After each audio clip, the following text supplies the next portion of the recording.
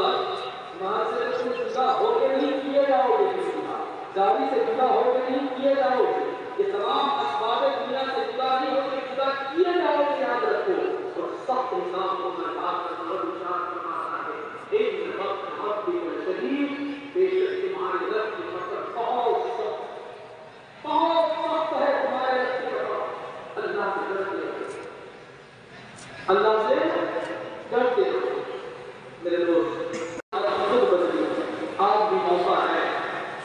اگر آپ زندہ ہو اور صحت مند ہو، اللہ نے خیر عطا فرمایا، صحت جیسی نعمت سے نوازا ہے پروردگار عالم، آج اسے بدلنا شروع کرو۔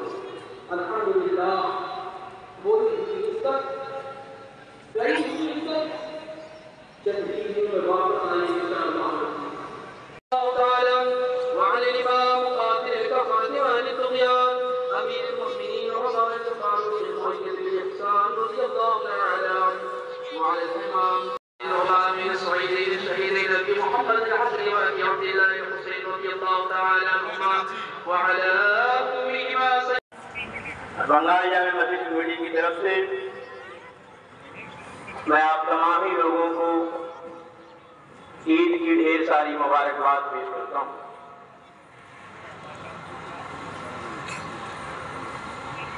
دوسری جگہ جا کر فروخت سکتی، آج کسی دوسری جگہ کے جا کے آج سر جھکا دے، آج کسی کی جگہ رب سے ڈریے، اللہ کے نیک بندہ بنیے، اپنے کردار کو اسلام کے مطابق ڈھالیں۔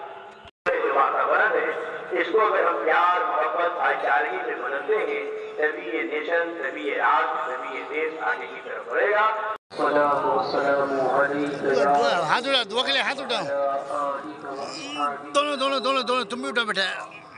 استغفر اللہ ربی من کل ذنب واتوب الیہ لا حول ولا قوة الا باللہ العلی العظیم۔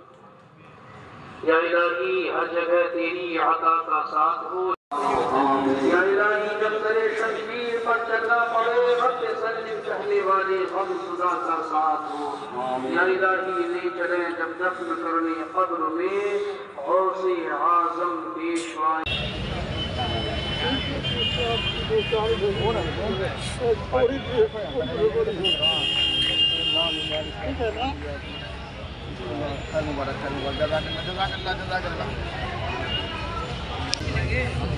رکو رکو رکو دے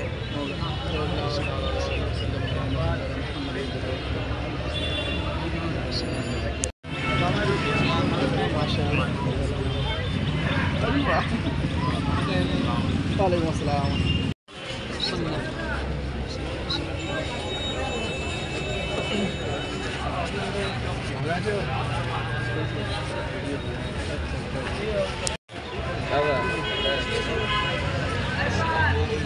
کیا کہنا چاہیے آج عید کے موقع؟ زور سے بولیے گا۔ صلی اللہ علیہ وسلم۔ السلام علیکم ورحمۃ اللہ تعالی وبرکاتہ۔ اللہ کا لاکھ لاکھ شکر احسان کہ اللہ نے اپنے محبوب صلی اللہ علیہ وسلم کی رحمت کے ساتھ ہم اہل ایمان کے بھلے کے لیے، ہم اہل ایمان کے خیر کے لیے ایک بابرکت مہمان و مہینہ عطا فرمایا ہے۔ اللہ تبارک و تعالیٰ نے جو ہے اس مبارک اور مسعود مہمان و مہینے کی قدر کی توفیق عطا فرمائی، وہ قسمت کے بلند رہے اور انہیں رمضان مبارک میں روزے رکھا، تراویح کی نماز پڑھی، قرآن مقدس کی تلاوت کی۔ آج اسی رحمت و برکت کے شکرانے کے لیے ہم یہاں اکٹھا ہوئے۔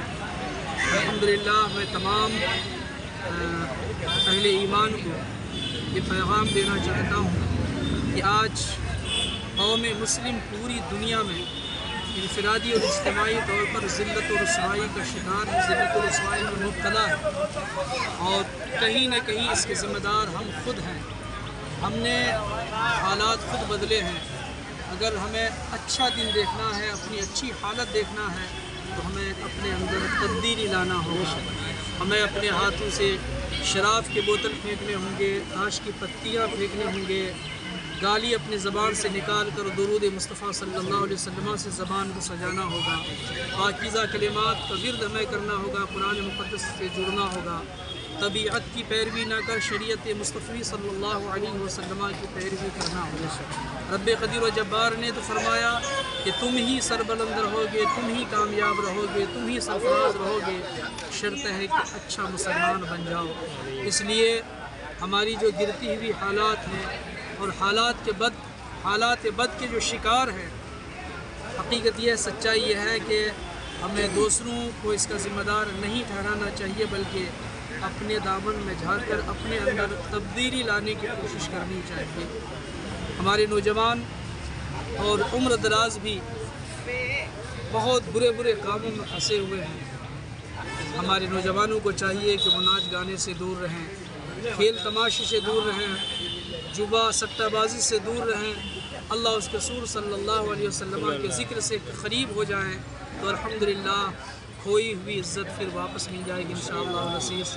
میں آپ کے توسط سے اپنے نوجوان بھائیوں کو یہ پیغام پیش کرنا چاہتا ہوں کہ تم ڈانس کرو گے، تم ناچو گے، اور تمہارا ایک بھائی اسی دیش میں بھی اور بالخصوص فلسطین میں ایک لقمہ کے لیے ترس رہا ہے۔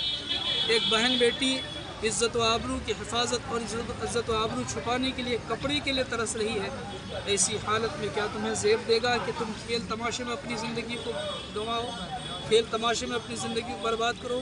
نہیں میرے دوست، ایسا نہ کرو، بلکہ نمونہ زندگی اپنے آپ کو بنا دو، تاکہ دوسری قوم جس کے پاس دستوری حیات اور قانون زندگی جس قوم کے پاس نہیں، جن لوگوں کے پاس نہیں ہے، ہمیں تمہیں دیکھ کر کے انہیں زندگی کا قانون، زندگی گزارنے کا ڈھنگ، اٹھنے بیٹھنے کا سلیقہ مل جائے۔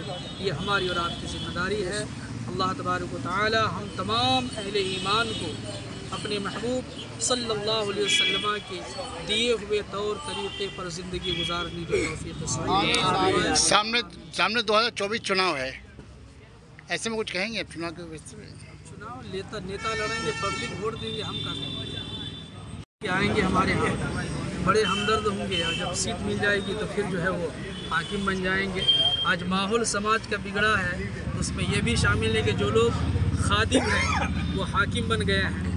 آپ کے توسط سے میں انہیں بھی ایک کہنا چاہوں گا کہ خادم بن کے رہے تو پھر ہر لمحہ ہر وقت کے لیے بڑا بہتر ہوگا۔